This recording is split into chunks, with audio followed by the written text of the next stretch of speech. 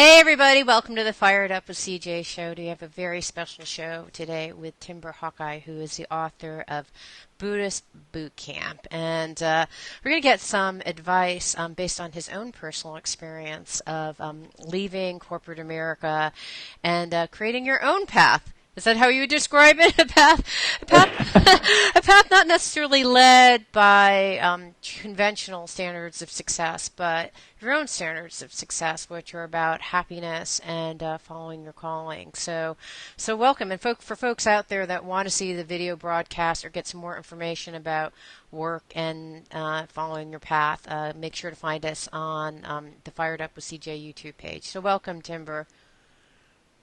Thank you. Thanks for having me. I wouldn't necessarily call it my own path. This isn't unique or new, and there have been movies made about this, in fact, in the past.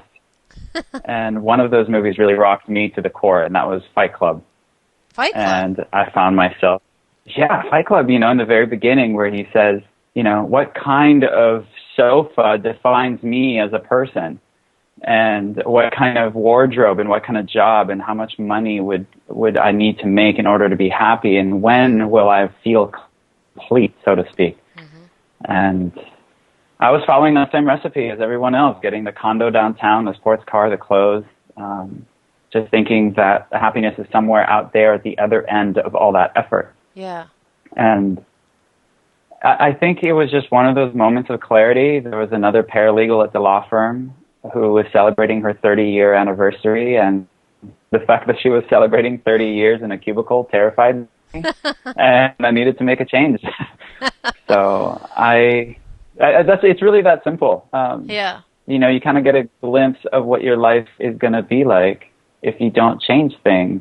And if it looks fantastic, great, keep doing what you're doing. But if it scares you, like I was scared, I just took inventory. What can I change? It's kind of like a recipe that keeps coming out wrong every time. It's like, okay, well, what ingredient can I take out of it? Yeah. So what was the recipe so the recipe was kind of the standard recipe that all of us bake from, right? Where it's like, put in the time, put in hours for 30 years, come out done, get retired, become retired. And, 2 weeks of vacation for a year worth of stress is not a balanced lifestyle. It just isn't. And, you take those 2 weeks of vacation and you stress about coming back. And I just don't think it's balanced. I think if we stress every day, we need to de-stress every day. Yeah. And that's possible whether we stay in the corporate world. In no way am I suggesting that everyone needs to sell everything they own and move to Hawaii. Right. It's not for everyone. What is for everyone, though, is a balance. Finding a way to make the recipe work where you're getting the results you're looking for. Okay, so I'm trying to visualize the transition from seeing Fight Club, which is about this guy who has a split personality and is like his alter ego is like beating the crap out of people, to I'm going to move to Hawaii because I've seen this paralegal gal who's been here for 30 years and I can't do it. So tell me the little steps in between. In the movie it depicts the internal struggle that's in all of us, the part of us that wants to cling to this illusion of security, this illusion of a safety net and a retirement account and a steady income and, knowing where everything, but it's not really knowing. It can all be taken away from us in a moment's notice. And I think in the past few years, we've all experienced it in one way or another. Yeah. And so when I realized it was all an illusion, that it wasn't very real, the voices within me, the one that wanted to break free and just wanted to be happy right now, not when I'm retired in 30 years, thought, well, how can I change my life now to where I'm doing now what I enjoy doing instead of waiting all those years to finally get to do those things? Am I making any sense? Yeah. So you had kind of an internal voice that said, well, I don't want to wait for 30 years to achieve some state of whatever this gal is achieving. And it actually, like you said, it could be perfectly fine for other people, but for you, you looked at the outcome and thought, I don't want to do it. Not so much, yeah. So it became a game, I was at a point where I just sent my credit card debt, the last check, like paying my credit card debt off. And I thought to myself, whoa, what am I going to do now that I don't have to send Yeah. Citibank $1,000 every month? What am I going to do with all that extra money? And yes, for a split moment, my mind went to all these different things I could spend my money on, a Right. bigger car, a bigger apartment, more stuff. But at the same time, there was another voice. It was quieter, but it was there. And it said, what if you don't make that extra 1,000? What if you just don't make it because you don't really need it anymore because you're done paying that off? Right. Well, then I thought, well, then I don't have to work so much. Oh, okay. Well, let's look at my other expenses. Where else can I cut expenses? And it became a game of how little money can I make? And, where can I cut out expenses? Where can I live where my lifestyle will just be so cost efficient? Right. And I'm a big outdoors guy. I really like hiking, beach volleyball, tennis, swimming in the ocean, you name it, getting around town on a bike. And I was living in Seattle at the time, which for about 2 weeks out of the year is fantastic for that kind of lifestyle. Yeah, I'm living a 2 weeks right about now. Yeah.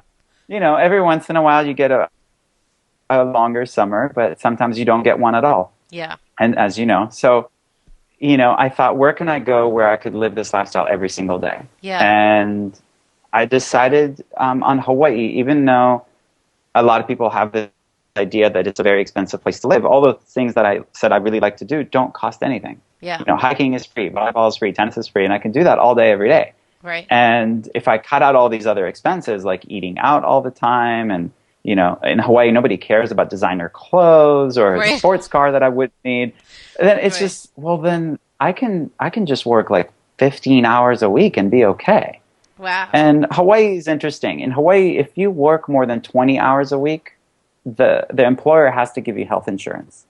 Oh, interesting. It's 20. Yeah. I know. Wow. And because it's 20 hours, a lot of employers hire you for 19 because they don't want to give you the health insurance. Wow. But the thing is, the moment you make too little, the state considers you poor enough to get free health insurance. Now, so either way, you're covered.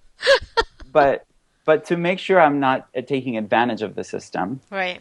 I consider the way I take care of myself, my way of life, is my health assurance instead of insurance. So, I'm very physically active. I eat very healthy. I Right. take care of myself, and I haven't been sick in years. In fact, the entire time I was in Hawaii, I've been okay. Wow. So, should something happen, of course, I was covered, but it's just everything was fine. Yeah. So, Wow. It's a brave move to do that, to actually. So here's. see, I don't. Yeah. I'm sorry. I don't think it was brave to leave. I think it would have been braver and more courageous to work for attorneys for 20 more years. Why would that be I think more courageous? that would be so scary. The unknown was way more welcoming than knowing what the next 20 years were going to look like. I think you're different than 99% of the people out there. Most people don't like the unknown. And what's so interesting, actually, for you, and I don't know if it was truly like this, but it seemed like you had no fear. Was there fears and concerns that came up along the way? Internally, I didn't have any. Now, everyone around me in my life made it a point to point it out to me, like, well, where are you going to work? And, where are you going to live? Because I had no apartment lined up. I had no job lined up. I didn't know what I was going to do. Yeah. I knew what I didn't want to do. And I think Yeah. that's an equally important thing to know. It's like if you've ever played Sudoku. Right. You don't know what numbers goes in that square. You figure out what number can't go in that square, and that gets you closer to the solution. So I knew I didn't want to work under fluorescent lights. I knew I didn't want to work full time. And I knew that I needed to make just an X amount of dollars every month just to, pay my rent and whatnot. Right. And so, yeah, I had to, I wouldn't say forego because I don't feel like I've sacrificed anything. I've exchanged it. Right. It's kind of like when I decided to go vegetarian back in '95. I didn't give up meat. I exchanged it for feeling good all the time. It's kind of this exchange of a simple lifestyle where I'm happy instead of a struggle where I have little glimpses of happiness. So, Not making any sense. Yeah, no, that completely makes sense. I mean, what I'm hearing is very unusual because most people go into the fear state. And so I'm curious, Was the Buddhism and the study of Buddhism, did that come after or before you made this decision of leaving your corporate job? Well, that's what's interesting is I was first introduced to Buddhism in 1993, and it's always kind of been in the background. And we all have it in the background. We all have this information. You can call it Buddhism, you can call it wisdom, you can call it awareness, mindfulness. It can come disguised as any number of things, but we all have this knowledge. And it was always there, but I didn't always listen to it. It's like that voice in your head that says, you know what to do, and you ignore it, and you listen to the ego instead. So it was always there, and it was just one of those moments where that voice speaks and you actually listen. So it was there. It was kind of like when I decided to give up drinking. Yeah. You know, I had read years prior that, you know, the body is a temple, we should treat it as such. We already know logically, intellectually that this is the only body we're going to get.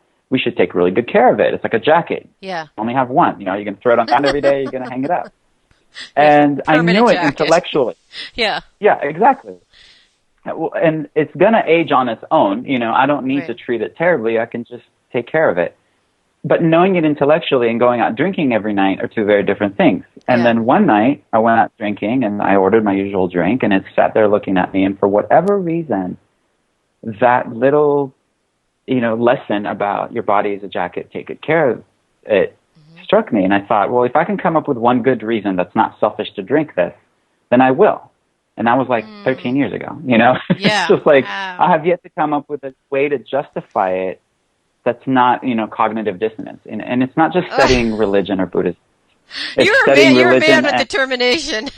That's what it is. That's incredible determination from what I can tell. A lot of people would have a hard time doing a lot of the things that you're talking about, going it with no fear, kind of being able to take off just at that very moment saying, nope, it's time. And just that kind of straight black and white moving to the next, you know, over to the other side. Yeah. I think it's fantastic. Yeah. It's interesting. And it's, even with fear, I say, go ahead. You know, it's because, again, like I said, what would have been scarier is working at the law firm for 20 more years.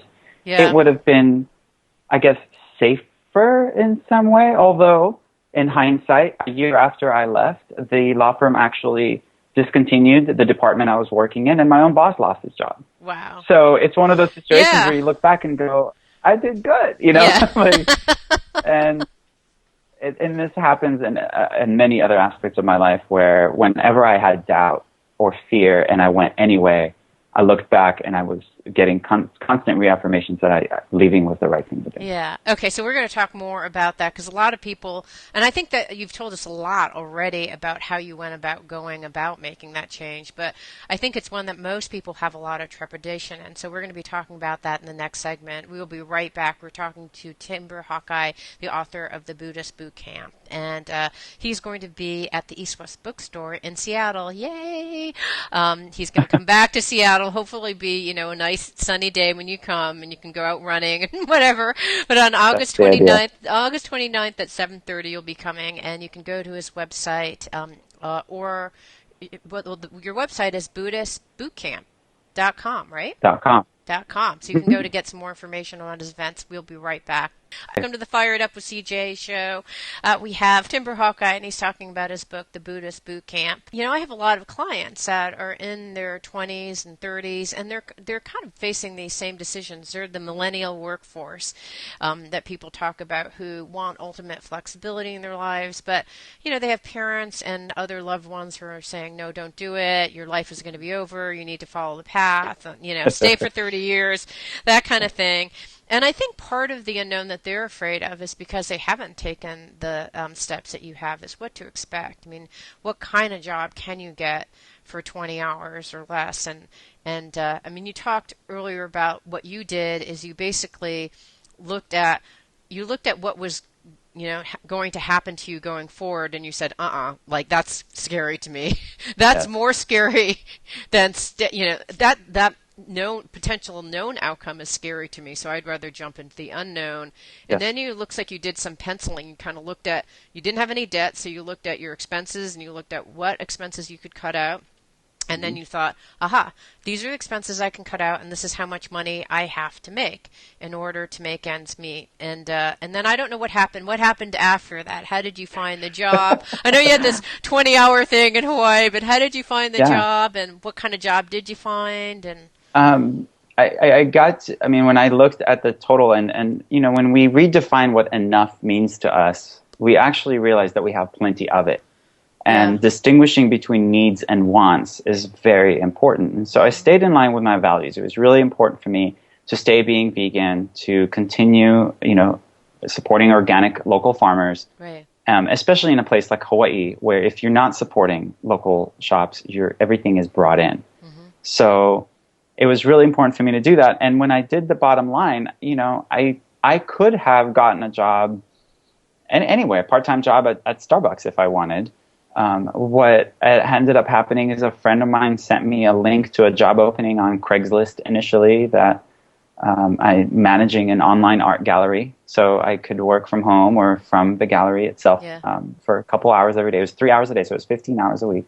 Wow. And then, when that ended, I switched to being an editor for a Buddhist nonprofit organization. I worked at Whole Foods for a little while. You do what you got to do. But most of the time was really spent doing what it was that made me happy. And if it's 3 hours a day during the hottest part of the day, when you're spending it indoors doing your work, then the rest of the day you have, to do what you want. And we all dream of never setting an alarm ever again, and it's been fantastic. Let me tell you, because you just... Okay, what is your X? So is it like... very possible. Okay, I'm trying to figure out what your X is, and I thought, well, maybe he just eats, a couple vegetable salad. That's not super expensive. I mean, how can you make it? Very easy. I mean, and I'm an athlete, too, so I actually require quite a bit of food. Yeah. I play a lot of beach volleyball, and it's not that hard, The healthiest food out there is actually the least expensive. You got rice, you got beans, you got pasta, you got spinach, you got all this stuff. And in places like Hawaii, everyone's got a mango tree and an avocado tree. My workplace actually had 7 fruit trees, from stark fruit to avocados to papayas. Wow. And when I left Hawaii to live in a monastery, and then I moved back to Hawaii to move into a lay practitioner's temple, the temple itself had quite the garden with a lot of fruit. And it is possible. It's just we have to think outside the box, get rid of the box. We just a whole new platform, like a blank page, and start over and say, how can I do this, and how can I drop any convention and just work with what I've got, and MacGyver style, and just make it work. Okay, so here's the thing I'm curious about, because of all those things, I think, well, food is expensive, but if you eat vegan, that's probably less expensive. And then I thought, well, how about your rent? Because that seems to, and it seems like you lived in monasteries, that took care of a good portion of your rent. But for us that do, I mean, how did you even afford to live in the place? So I had to forego things like I thought I would have to, the big apartment and living on my own and all that stuff. And so it's like, what? I don't care if I live in a tiny little 300 square foot studio that I have to share with someone. Right. I'm going to spend most of my day outside anyway. It's Hawaii, for crying out loud. Right. Why would I be inside? And I did, and I spent most of it, and I found a roommate, and it worked out so fantastically well that the least expensive place I was able to find was actually a penthouse studio with a view of the beach. Oh, come on! And it was, I know, I'm kind of rubbing it in, but it was so fantastic that it came with a parking spot, which I didn't need, and so I was able to rent out the parking spot. Oh, come on! It's just what I'm saying ridiculous. Is get creative. I know, get creative. I just think it's get lucky. I mean, that's just getting lucky. How did you get a penthouse suite? A lot of people would say that to me, like, oh, you're so lucky to live in Hawaii. And I'm like, luck had nothing to do with it. I planned my life this way. Yeah. I just decided I don't need, my own room with a high vaulted ceilings. What I need is more time in my day. And if I don't work all this, it's just an exchange. It's never a sacrifice. Yeah. And what I got in return for not following fear and always following love-based decisions is a situation where I know you're saying, oh, come on, everything just works out because it's not fear-based. Yeah. Wow. I just think And that's that's trust. fascinating. That's faith. I can't give that to anybody. I wish I could. I have so much of it. I wish I could just spread it. But So do you maybe feel that's what like, the book does. Maybe. and I think that is what your book does. It spreads the wisdom, Mm. and it doesn't come from a fear place, which I think is where most of us reside, including myself. I try to be in love, but it's probably 50-50 on a good week. All right, so in terms of career, so most of us kind of like, plod ahead and we're trying to get to the next, positional title within a firm. And you've had several different jobs. I mean, do you think of it as a career trajectory, or is it like whatever job kind of meets? I know you're laughing at me. Is it just because Yeah. I know, because is this a it's funny so formulated. question? It is. I think careers are overrated. Because I think the reason we strive so much for a career or a business card with a title on it is because it helps us identify ourselves. Yes. And when we think that if we quit our job or we lose our job, then our identity has somehow been taken away, or we don't know who we are but my identity and who I am has nothing to do with where I'm working or where I'm living or, what's going on with that has nothing to do with it. That's just what I'm doing. That's not who I am. Okay. So does that make sense? Yeah, I think here's what I'm hearing. I'm hearing like my job is a paycheck for me to, make sure that the X is filled. And then the rest of the time is, like you said, you devote your time to writing, you devote your time to nonprofits, you devote your time to having fun. That's what the rest of your life. But there's hey, I need to make X. So whatever is going to get me to the X is where you're at. That's what I'm taking away. Within reason, in the sense that it has to be in line with my values. So you're not stripping or anything like that in Hawaii. You're doing anything. Those days are savory. over, CJ. Okay, those days are behind me. There are no more stripping days. I'm not in my 20s anyway. But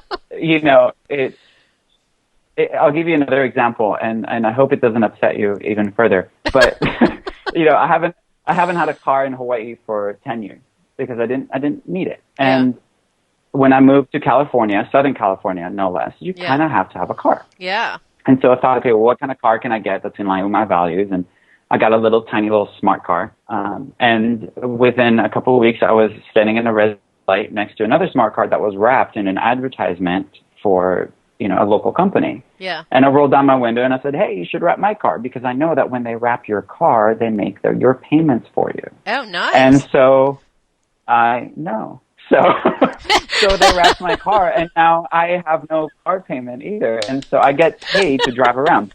So again, can I go out there and get the BMW i8 that I really want? No, of course not. Right. But I have a free car and I get to live my life the way I actually want it. And that's where the list of priorities and what's most important to me comes into play. Yes. Yeah, and it's the whole idea of exchanging. I like the idea of exchanging one thing to another. I think that's a good way of looking at it.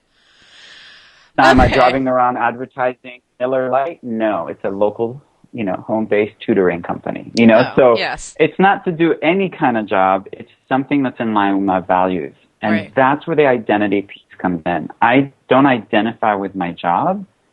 I identify with my guiding principles, with my core values. That's who I am. And as long as I don't take a job that jeopardizes that, I'm okay. I can find grace washing dishes in the back of a restaurant. I can find integrity in doing that. Yeah. And I'm okay with it because it affords me the life that I want to have. Yeah.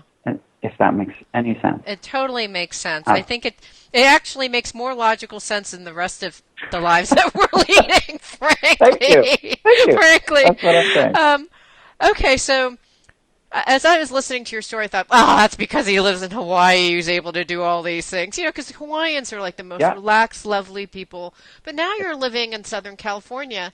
No offense, but it's it's a very different kind of attitude. I mean, everyone has plastic surgery. I mean, all of this kind of stuff. So, and it's not everyone. Okay, maybe yourself. I thought it was maybe yourself and the guy too. next door, but No, I had the same kind of skepticism about it and thinking, how am I going to find, my niche there, and Yeah. it's everywhere. It's everywhere. And I found it, and I'm right next to hiking trails and the beach, and we have Buddhist Boot Camp meetings here in Southern California all the time, and they're very well attended. People here, of all places, are actually more hungry for this information than you would think. Yeah. Because they're surrounded so much of the plastic. Are they willing to make the exchanges that you've been willing to make?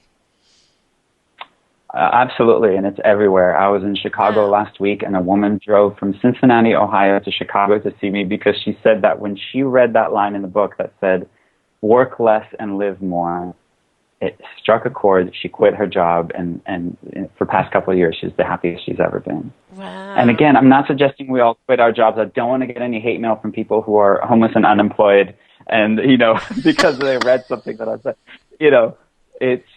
This is something that was brewing and in the works for a long time. Yeah. Where I was okay, and if you're gonna be homeless, Hawaii is the best place to do it because the weather is very much permits it. Yes. But even here in Southern California, it's very possible to make it work. I think it's possible to make it work wherever you are, because the only thing I eliminated was fear.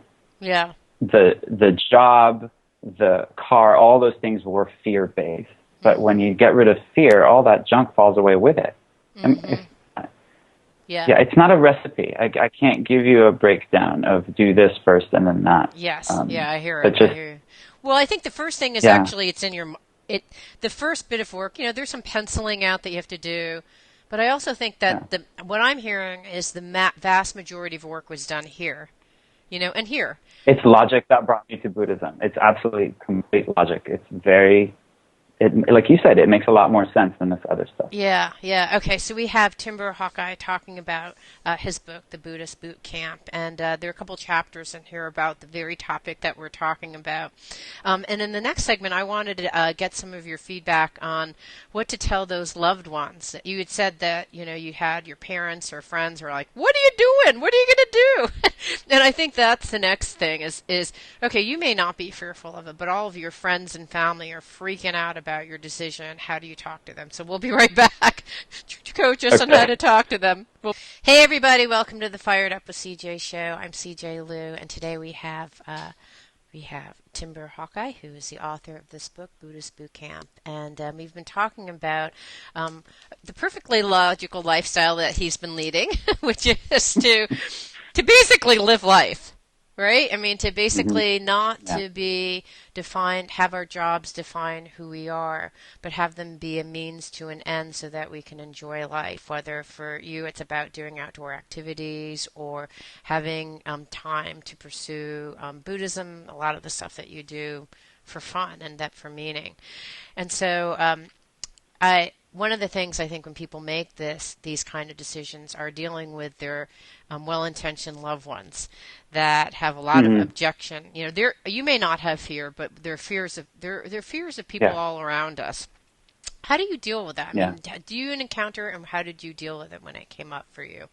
Of course I did. My parents found it very easy to talk or even brag about their son when he had a job at a successful law firm, living in the condo and driving a sports car. That's really easy to talk about your son when that's what he's doing. Right. And when I sold it all and moved to Hawaii, they're like, they could just talk about, oh, we have a son who lives in Hawaii. And then the conversation kind of went to Hawaii instead of the son. Right.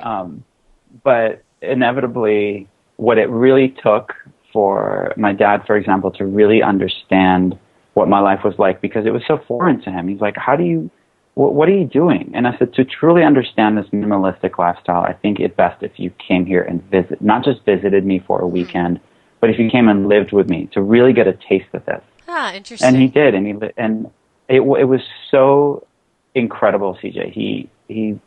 I picked him up at the airport, brought him home, and he stood there in my doorway in shock, and he said, "Oh my God, you don't have anything."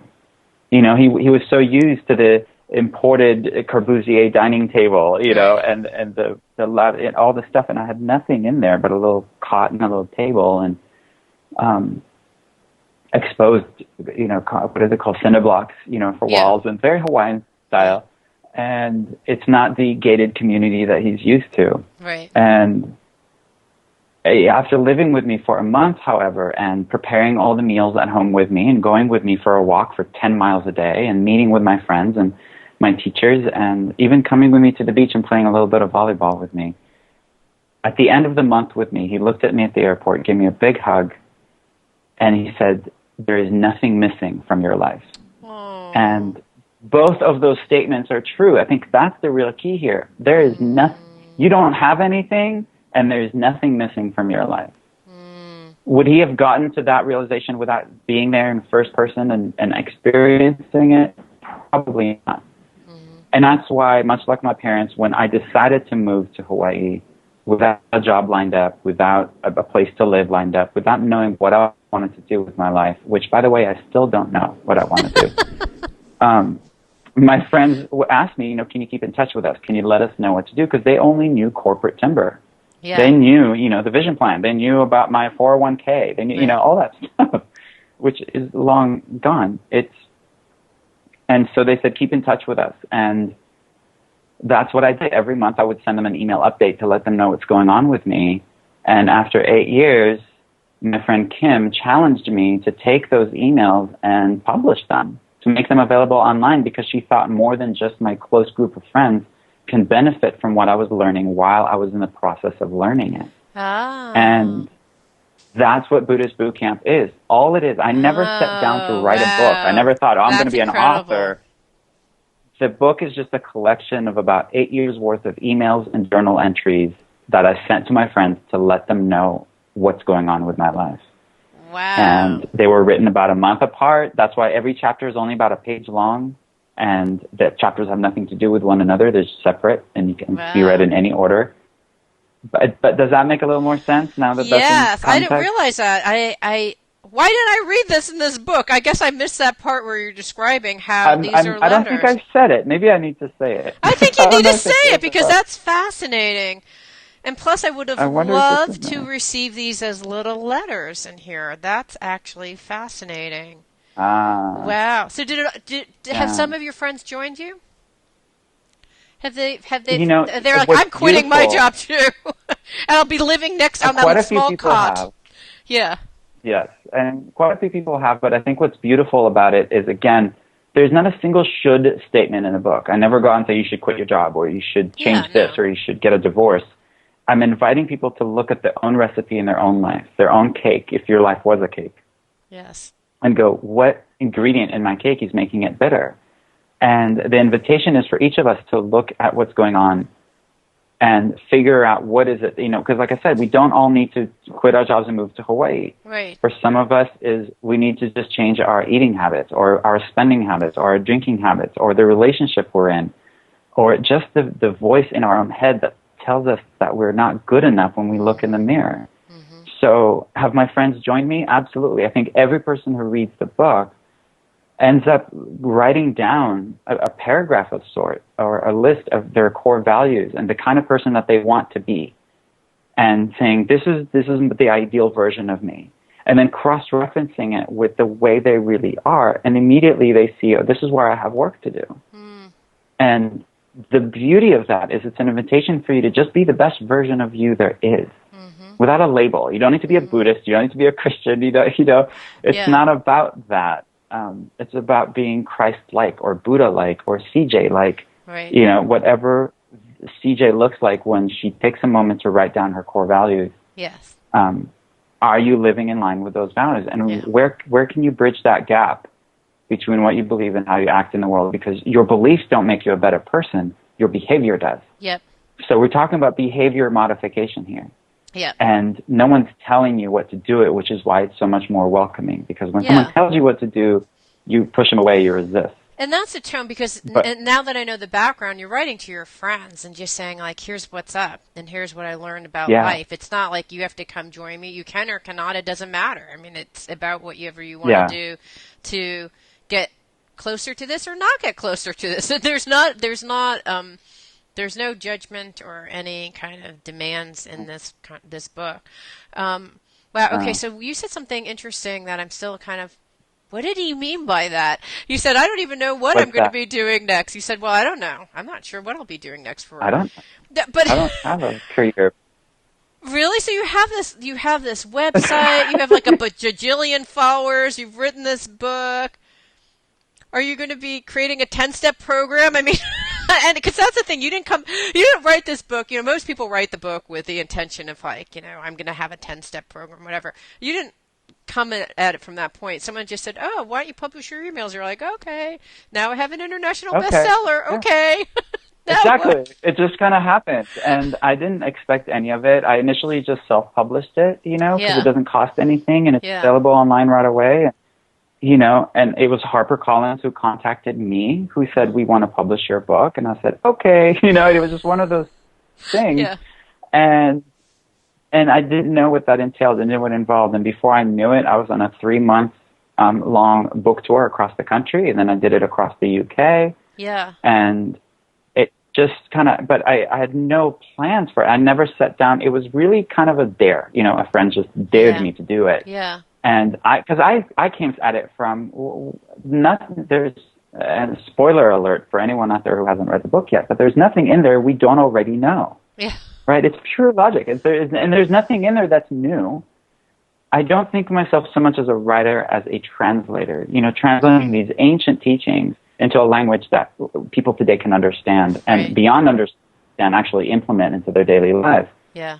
I asked the head coach in Chicago, where I just was, why he thought the book worked so well with the teenagers that he works with, because the book is being used in schools as part of required reading, as part of the curriculum.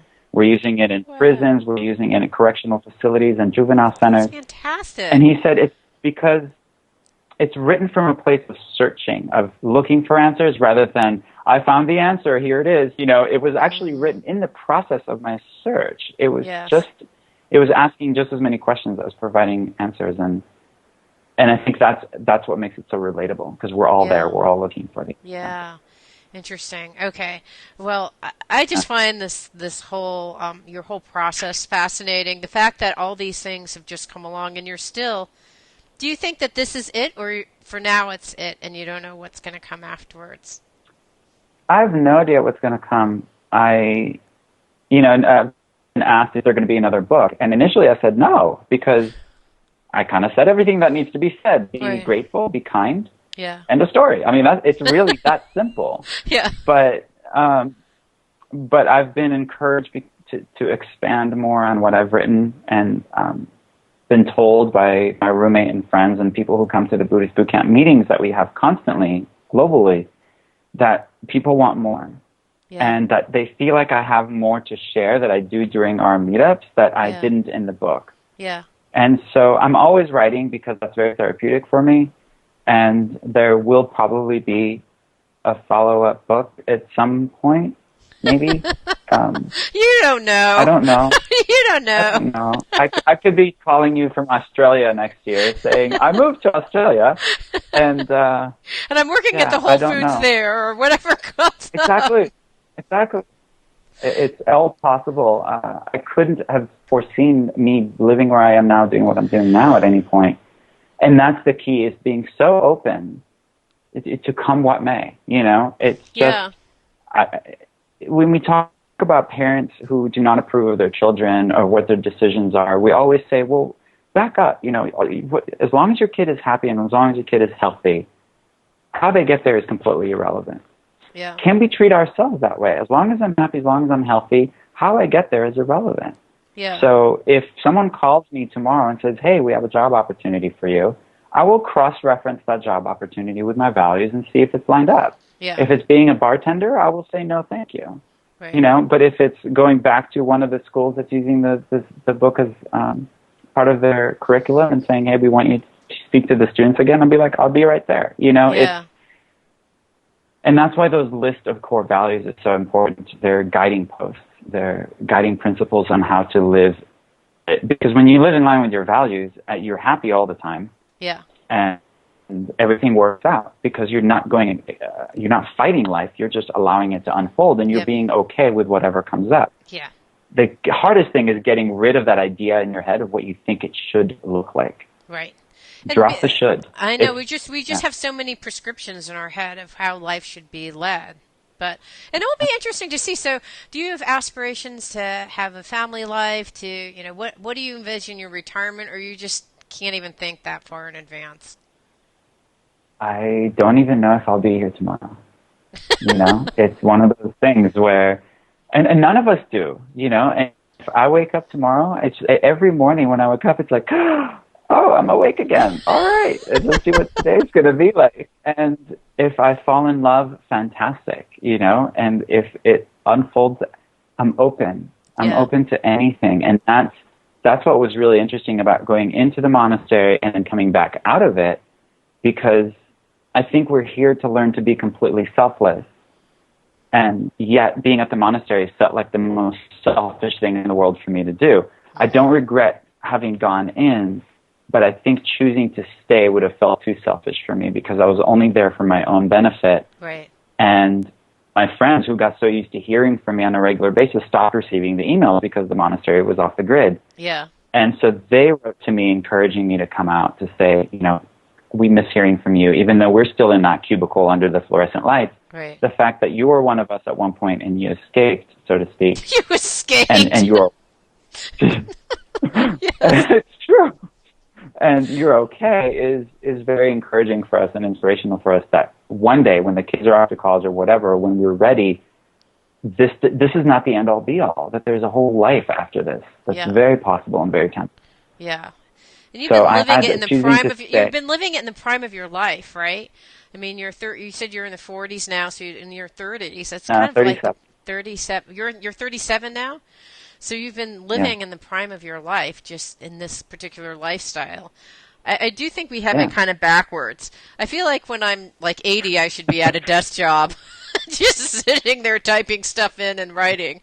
But it's kind of backwards in some ways, I think, in this odd way. Yeah, and when research was done, on why is it that in America, for example, people die within 5 years of retirement. It's like you wait all your life and you retire, and then you die 5 years later. It's because they've lost their reason to get up in the morning. Yeah. And the reason to get up in the morning for all those years was to get up and go to work, get up and go to work. And when you take that away, when they did research on the communities where people live to be over 100, and I don't mean in their deathbed, I mean still riding their bicycles and still living a full life at 100 years old, they found that in Okinawa is where they do. And they asked them, what is it that keeps you alive for so long? And they said the word ikigai, Ikigai. And it means like a reason to get up in the morning, a purpose. Mm-hmm. And we have to have a reason to get up in the morning that's not related to work.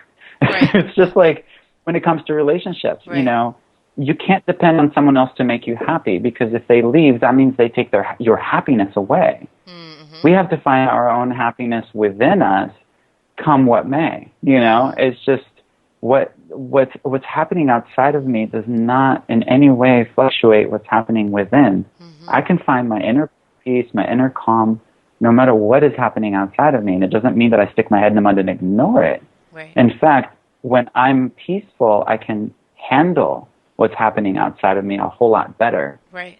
Because I'm not reactionary, I'm not defensive, I'm not fearful. I'm just observing, and I allow and I bow to whatever is there rather than fight. For me, it's a constant struggle. Like I look at what it is that makes my knuckles white, and that's what I know I need to let go of. I it's love like that. If someone says, it works because we tense up physically, I know. And if something makes you like so upset about, if you're this upset about something, for me it's my jaw. Look at this jaw, see? That's where I hold it. I don't have the white knuckle, but I have the jaw.